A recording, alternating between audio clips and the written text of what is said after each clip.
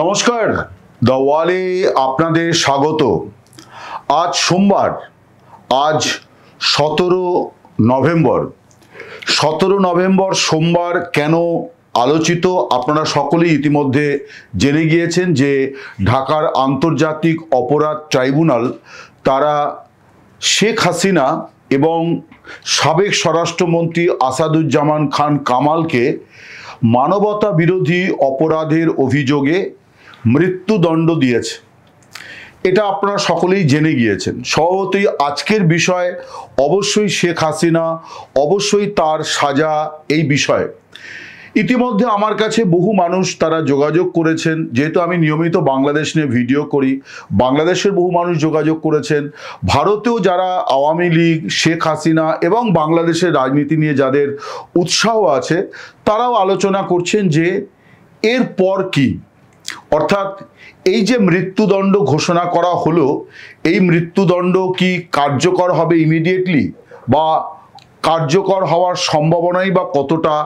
এই সমস্ত আলোচনা খুব স্বাভাবিক, এগুলি আলোচনার বিষয়। এবং এই যে আইনে সাজা দেওয়া হয়েছে, এই ক্ষেত্রে আবার বিচারপতি পরে স্থির করবেন যে আসামিদের মৃত্যুদণ্ড কিভাবে কার্যকর করা হবে, ফাঁসি দিয়ে নাকি গুলি করে, অর্থাৎ ফায়ারিং স্কোয়াডে দাঁড় করিয়ে।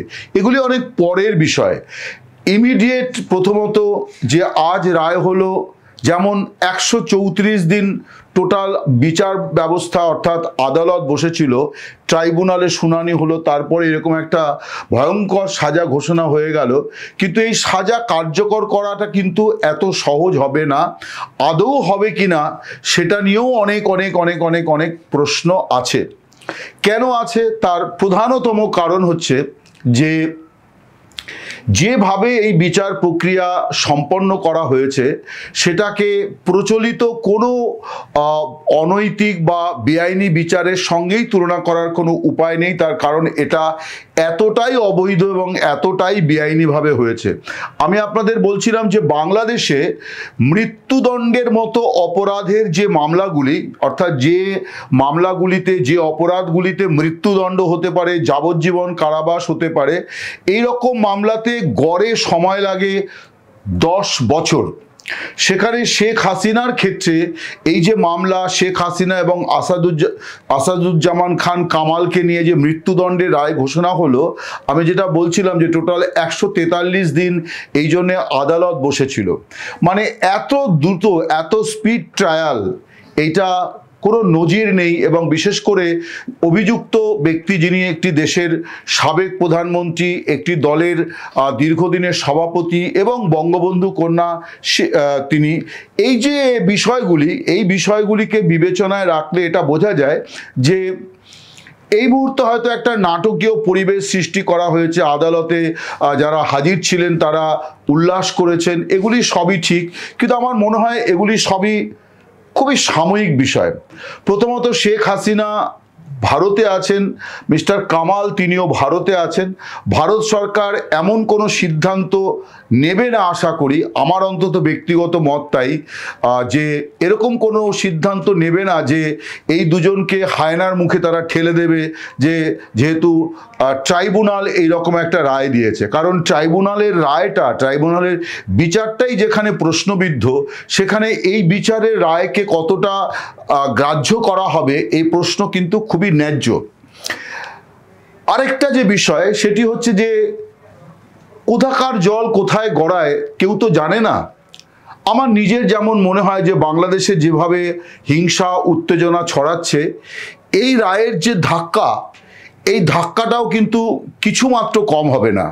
আমার মনে হয় যে এই রায়ের ধাক্কা সরকারের ওপর, এই রায়ের ধাক্কা যারা এই রায়কে নিয়ে উল্লাস করছেন তাদের ওপর, এই রায়ের একটা বড় ধাক্কা তাদের ওপরে পড়বে এবং বাংলাদেশের ওপরেও কিন্তু একটা বড় ধরনের ঝাঁকুনি পড়বে। ফলে বিষয়টা কিন্তু আর 5 জন আসামির সাজা ঘোষণার মতো নয়, এটা সকলেই জানেন, দুধের শিশু এটা বোঝে, এটা বলে বোঝানোর প্রয়োজন নেই। আর সবচেয়ে বড় কথা হচ্ছে যে কথা আমি বলছিলাম যে রাজনীতির গতি প্রকৃতি কোন দিকে কখন কিভাবে গড়াবে এটা কেউ জানে না। ফলে আজকে রায় হয়েছে মানে কালকেই হাসিনার মৃত্যুদণ্ড কার্যকর হয়ে যাবে, মিস্টার কামালের মৃত্যুদণ্ড কার্যকর হয়ে যাবে, এমনটি তো নয়ই। বরং এমন সম্ভাবনা উড়িয়ে দেওয়া যায় না যে শেখ হাসিনা বা আসাদুজ্জামান খান কামাল বা তাদের দল তারা একদিন আজকের বিচারক যারা এই অবৈধভাবে বিচার করেছেন তাদের বিচার করবেন, এই সম্ভাবনাও কিন্তু উড়িয়ে দেওয়া যায় না এই জন্যেই যে এটা রাজনীতির বিষয় এবং রাজনীতি আসলে সম্ভাবনার শিল্প। যে কোনো সম্ভাবনাকে বাস্তবায়িত করা, ইতিবাচক বাস্তবায়িত করা, এইটা রাজনীতির একটা বড় কৌশল। ফলে কাল শেখ হাসিনা আবার বাংলাদেশের প্রধানমন্ত্রী হয়ে আজকের বিচার ব্যবস্থার সঙ্গে যারা জড়িত বা আজকের সরকার প্রশাসনের সঙ্গে যারা জড়িত, যারা এই তড়িঘড়ি একটা লোক দেখানো বিচার ব্যবস্থার আয়োজন করলেন, তাদের বিচার যে তিনি করবেন না এইটা কিন্তু একেবারেই উড়িয়ে দেওয়া যায় না। এটা আমার প্রথম কথা। আমরা যদি শেখ হাসিনা পিতা বঙ্গবন্ধু শেখ মুজিবুর রহমানের বিষয়টি দেখি, তার রাজনৈতিক জীবনকে দেখি, শেখ হাসিনা তার পিতার মতোই একাধিকবার জেলে গিয়েছেন। এই প্রথম কিন্তু তিনি কোনো মামলাতে অভিযুক্ত হলেন, দোষী সাব্যস্ত হলেন এবং তার সাজা ঘোষণা হলো। এর আগেও তিনি একাধিকবার রাজনৈতিক কারণে জেলে গিয়েছেন, কিন্তু কখনোই তার কোনো দোষী সাব্যস্ত হননি বা সাজা ঘোষণা হয়নি, তিনি বিচারাধীন আসামি হিসেবে জেলে ছিলেন। শেখ মুজিবুর রহমান তিনি কিন্তু একাধিকবার বিভিন্ন মামলাতে দোষী সাব্যস্ত হয়েছিলেন এবং প্রত্যেকবারই শেষ পর্যন্ত কিন্তু তিনি এই মামলার বেড়াজাল থেকে বেরিয়ে এসে তিনি রাজনীতির একেবারে সামনের সারিতে শুধু চলে এসছেন তাই নয়, দীর্ঘ সময় ধরে বাংলাদেশের রাজনীতির মূল চালিকা শক্তি ছিলেন বঙ্গবন্ধু শেখ মুজিবুর রহমান। তার আমরা যদি দুটো ঘটনা, তিনটে ঘটনা দেখি, তাহলে যে কোনো পরিস্থিতি সম্পর্কেই এটা বলা যায় যে শেষ কথা কখনো কোনো বিষয়ে কিন্তু বলার কোনো অবকাশ নেই। যেমন 1968-তে যখন আগরতলা ষড়যন্ত্র মামলায় বঙ্গবন্ধু এবং আরও প্রায় 35 জনকে যখন তৎকালীন পাকিস্তান সরকার অভিযুক্ত করেছিল দেশদ্রোহিতার ধারাতে, এবং অভিযোগ ছিল যে ভারতের ত্রিপুরা রাজ্যের রাজধানী আগরতলায় বসে ষড়যন্ত্র করা হয়েছিল, যে ভারতের টাকায়, ভারতের সামরিক প্রশিক্ষণে, ভারতের সহায়তায় তারা পূর্ব পাকিস্তানকে মুক্ত করার জন্য ষড়যন্ত্র করেছেন শেখ মুজিবুর রহমান। সেই যে মামলা সাজানো হয়েছিল এবং সেই মামলাতেও কিন্তু বঙ্গবন্ধুর বিচার চলছিল একটি ট্রাইব্যুনালে, এর জন্য একটি ট্রাইব্যুনাল গঠন করা হয়েছিল এবং সেই ট্রাইব্যুনালের যে বিচার প্রক্রিয়া, তার বিরুদ্ধে বাংলাদেশে এত বড় গণ আন্দোলন হয়েছিল যে তৎকালীন পাকিস্তানের শাসক তিনি কিন্তু বাধ্য হয়েছিলেন শেখ মুজিবুর রহমানকে মুক্তি দিতে, কারণ তা না হলে পরে পূর্ব পাকিস্তানকে তারা কিছুতেই নিয়ন্ত্রণে রাখতে পারছিলেন না। বরং সেই শাসককেই দেখা গেল যে উত্তাল জন আন্দোলনের মুখে তিনি পদত্যাগ করতে বাধ্য হলেন 1969 সালে। ফলে এটা আমরা সবাই জানি যে কাউকে, কারণ যে আগরতলা ষড়যন্ত্র মামলায় যেভাবে পাকিস্তান সরকার, তৎকালীন পাকিস্তানের পশ্চিমা শাসকেরা যেভাবে মামলা সাজিয়েছিল, তাতে বঙ্গবন্ধুর ফাঁসি অথবা যাবজ্জীবন কারাবাসের দণ্ডই হতো। কিন্তু পাক শাসকেরা বাংলার জনগণের, পূর্ব পাকিস্তানের বাঙালির যে গণ আন্দোলন এবং বঙ্গবন্ধুকে কেন্দ্র করে তাদের যে আশা প্রত্যাশা, এই যে আন্দোলন এবং জনজাগরণ, সেই জনজাগরণে ভয় পেয়ে তারা বঙ্গবন্ধুকে মুক্তি দিতে বাধ্য হয়েছিল এবং এই যে কারাগার থেকে ফিরেই কিন্তু তিনি পূর্ব পাকিস্তানের মাটিতে বঙ্গবন্ধু শিরোপা পেয়েছিলেন নাগরিকদের তরফ থেকে। ফলে এটা তো একটা ঘটনা গেল।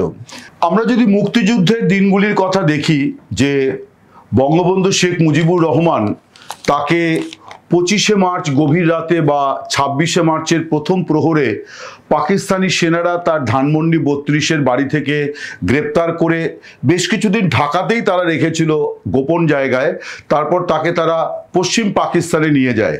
এই পশ্চিম পাকিস্তানে বঙ্গবন্ধু একাধিক জেলখানায় ছিলেন। আমি জেলখানাগুলির নাম আপনাদের একটু বলি: মিলওয়ালি, ফয়সালাবাদ, সাইওয়াল, রাওয়ালপিন্ডি, লায়ালপুর, এরকম একাধিক জেলে তাকে ঘোরানো হয়েছিল এবং প্রত্যেকটা জেলেই কিন্তু তাকে আলাদা একটা সেলে রাখা হয়েছিল। এবার শেষবার তিনি মিলওয়ালি জেলখানাতে তাকে রাখা হয়। সেইখানে একটি ঘটনা, যে ঘটনাটা পরবর্তীকালে পাকিস্তানের একজন অবসরপ্রাপ্ত গোয়েন্দা অফিসার, তার নাম রাজা আনার খান।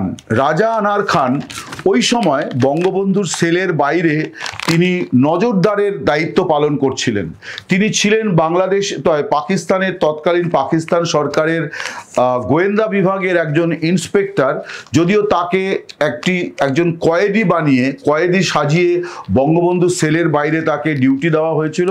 তিনি মাঝে মধ্যে বঙ্গবন্ধুর সঙ্গে কথা বলতেন এবং তিনি কিছুদিনের মধ্যে বুঝেও গিয়েছিলেন যে ইনি আসলে কয়েদি নন, ইনি আসলে একজন গোয়েন্দা। তো এই যে ভদ্রলোক, তার নাম রাজা আনার খান, তাকে পাকিস্তানের একজন সাংবাদিক একটি টেলিভিশন চ্যানেলে কয়েক বছর আগে, বেশি দিন নয়, 2021-এ যখন বঙ্গবন্ধুর শতবর্ষ হচ্ছে, বাংলাদেশের স্বাধীনতার 50 বছর পালন হচ্ছে, তখন তিনি পাক টেলিভিশনে যে সাক্ষাৎকারটি নিয়েছিলেন, তাতে সাক্ষাৎকারটি নিয়েছিলেন সাংবাদিক মুজিবুর রহমান শামী। সাংবাদিক মুজিবুর রহমান শামীকে রাজা আনার খান বলেছিলেন যে একদিন গভীর রাতে তাকে ওই জেলের যিনি জেলার, তার নাম আমি বলি আপনাদের, তার নাম হচ্ছে খাজা তুফারেল, এই যে ভদ্রলোক, তিনি ওই জেলের জেল সুপার ছিলেন। তিনি গভীর রাতে এসে এই আনার খানকে ঘুম থেকে ডেকে তোলেন এবং বঙ্গবন্ধুর সেলের তিনি প্রবেশ করেন। বঙ্গবন্ধুকে গভীর রাতে ওইভাবে ঘুম থেকে ডেকে তোলার ফলে প্রাথমিকভাবে তার ধারণা হয়েছিল যে তাকে হয়তো ওই দিনই ফাঁসি দেওয়া হবে। তিনি জেলারকে বলেনও যে আমাকে কি আজকেই ফাঁসি দেওয়া হবে, কারণ তখন পাকিস্তানের জেলে এই গভীর রাতে ফাঁসি দেওয়ার একটা প্রচলন ছিল। কিন্তু জেলার তাকে বলেন যে না স্যার, ফাঁসির বিষয় নয়, অন্য একটি কারণে আমি আপনাকে বের করে নিয়ে যাচ্ছি, আপনি পরে জানতে পারবেন যে কেন আপনাকে আমি বের করে নিয়ে যাচ্ছি। এই যে রাজা আনার খান, তিনি বলেছেন যে তিনি এবং জেলার, তারা দুজনে একটি গাড়িতে বঙ্গবন্ধুকে নিয়ে অনেকটা দূরে একটি বাড়িতে নিয়ে তোলেন। কেন বঙ্গবন্ধুকে গভীর রাতে জেলখানা থেকে বের করে নেওয়া হয়েছিল না, ইয়াহিয়া খান প্রশাসন তারা যে পরিকল্পনাটি করেছিল, যে যখন তারা নিশ্চিত ছিল যে পূর্ব পাকিস্তানের লড়াই তাদের পরাজয় অবধারিত, ভারতীয় বাহিনী এবং মুক্তিবাহিনী, মুজিব বাহিনী এই সম্মিলিত প্রচেষ্টায় বাংলাদেশ নামে নতুন রাষ্ট্র এখন তার তো জন্ম হয়েই গিয়েছে 26-এর প্রথম প্রহরে, এবার তারা মুক্ত হতে যাচ্ছে। ফলে তারা বঙ্গবন্ধুকে হত্যা করার জন্য একটি ষড়যন্ত্র করেছিল এবং বঙ্গবন্ধুর সেলের ঠিক বাইরেই তারকে কবরস্থ করার জন্যে মাটি খুঁড়ে যাবতীয় ব্যবস্থা আগাম করে রাখা হয়েছিল এবং কয়েক ঘন্টা পর ভোর রাতে তাকে ফাঁসিতে লটকে দেওয়ার বা সহবন্দীদের দিয়ে হত্যা করানোর একটি ষড়যন্ত্র হয়েছিল। দুটো জিনিসই হয়েছিল। একটা হয়েছিল যে জেনারেল নিয়াজি তিনি পূর্ব পাকিস্তানের মাটিতে নিহত হয়েছেন, বাঙালিদের দ্বারা নিপীড়িত, চূড়ান্তভাবে তাকে নৃশংসভাবে হত্যা করা হয়েছে, এই রকম একটা প্রচার জেলের বন্দীদের মধ্যে ছড়ানো হয়েছিল, যাতে তারা ওই বঙ্গবন্ধুকে গিয়ে ওই সেল থেকে বার করে হত্যা করতে পারে। তার কারণ বন্দীদের একটা বড় অংশ ছিল নিয়াজির যে জেলা, সেই জেলার বাসিন্দা তারা। ফলে তাদের ব্রেন ওয়াশ করা হয়েছিল যে বাঙালিরা পূর্ব পাকিস্তানে জেনারেল নিয়াজিকে নৃশংসভাবে হত্যা করেছে। ইয়াহিয়া খানের পরিকল্পনা ছিল যে সহবন্দীদের দিয়ে বঙ্গবন্ধুকে হত্যা করিয়ে বা ফাঁসিতে লটকে সকাল হওয়ার আগেই কবর দিয়ে দেওয়া, এই ছিল পরিকল্পনা। কিন্তু সহৃদয় জেলার তিনি এটা হতে দেননি, তিনি বঙ্গবন্ধুর প্রাণ রক্ষা করেছিলেন। ফলে বঙ্গবন্ধুর জন্যে কবর খোঁড়া হয়ে গিয়েছিল। তারপর তিনি বীরের বেশে দেশে ফিরেছিলেন, দেশের প্রধানমন্ত্রী, রাষ্ট্রপতি হয়েছিলেন। আর যুদ্ধ চলাকালীন তো তিনিই ছিলেন দেশের রাষ্ট্রপতি। তার অনুপস্থিতিতে অস্থায়ী রাষ্ট্রপতির দায়িত্ব পালন করেছিলেন নজরুল ইসলাম। এগুলো তো আমরা সব জানি। আমরা যদি বঙ্গবন্ধুর হত্যাকাণ্ডের ঘটনাটাও দেখি যে 15ই আগস্ট 1975 তাকে যে সপরিবারে নৃশংসভাবে হত্যা করার পর সারা দিন ধরে তার দেহ কিন্তু ওই 32 নম্বর বঙ্গবন্ধু যে বাড়ি, ধানমন্ডির বাড়ি, সেই বাড়ির সিঁড়ির ওপর তার দেহ পড়েছিল এবং গোটা বাড়ি জুড়ে সেই রক্তাক্ত পরিবেশ এবং একাধিক দেহ এইভাবে পড়েছিল। এবং এত কিছুর মধ্যে এই রকম একটা নৃশংস হত্যাকাণ্ড যখন সম্পন্ন হয়, তারপরেও কিন্তু হাসি মুখে খন্দকার মোশতাক নতুন রাষ্ট্রপতি হিসেবে শপথ নিয়েছেন এবং তার মন্ত্রিসভা দায়িত্ব নেয়। একেবারে বলতে গেলে পরে দুপুর পেরিয়ে তাদের টনক নড়ে যে দেহগুলির অন্ত্যেষ্টি করতে হবে, তাই একটা হেলিকপ্টারে বঙ্গবন্ধুর দেহটি তুলে দিয়ে সেটাকে গোপালগঞ্জে পাঠিয়ে দেওয়া হয়েছিল এবং সেখানে অত্যন্ত অনাদরে কোনো রকম ক্রিয়াকর্ম ছাড়া, অন্ত্যেষ্টির ক্রিয়াকর্ম ছাড়া তারকে ওখানেই কবরস্থ করা হয়েছিল। স্থানীয় গ্রামবাসীরা যদি আপত্তি না করতো তাহলে ন্যূনতম ক্রিয়াকর্মও করা হতো না, কোনো রকমভাবে তাকে দাফন করা হয়েছিল, এই ঘটনাও আমরা জানি। কিন্তু সেদিন খন্দকার মোশতাক বা তার সহযোগীরা কেউ হয়তো কল্পনাও করেননি যে বঙ্গবন্ধুর যে দুই কন্যা বিদেশে ছিলেন তারা বেঁচে আছেন এবং একদিন তারা দেশে ফিরবেন এবং বড় কন্যা তিনি দলের হাল ধরবেন, তারপর একদিন তিনি দেশের প্রধানমন্ত্রী হবেন এবং সব মিলিয়ে তিনি 5 দফায় দেশের প্রধানমন্ত্রী হবেন, এইটা কেউ কল্পনাও করেনি। সেই যে গোপালগঞ্জ, আমি সেই গোপালগঞ্জে 3 বার গিয়েছি। টুঙ্গিপাড়ায় যেখানে বঙ্গবন্ধুর জন্মস্থান এবং তার বাড়ির লাগোয়া জমিতে তাকে যে কবরস্থ করা হয়েছে, সেটা তো আজকে বাংলাদেশে একটা তীর্থস্থান, আজ বলে নয় বহু বছর ধরে যবে থেকে সেটা তৈরি হয়েছে। কারণ আমি যতবার ওখানে গিয়েছি প্রত্যেকবারই আমি দেখেছি শয়ে শয়ে মানুষ পিলপিল করে সেখানে যাচ্ছেন, তার কবরের পাশে তারা শ্রদ্ধা জানাচ্ছেন, পুষ্প নিবেদন করছেন, সে এক মানে অন্যরকম দৃশ্য।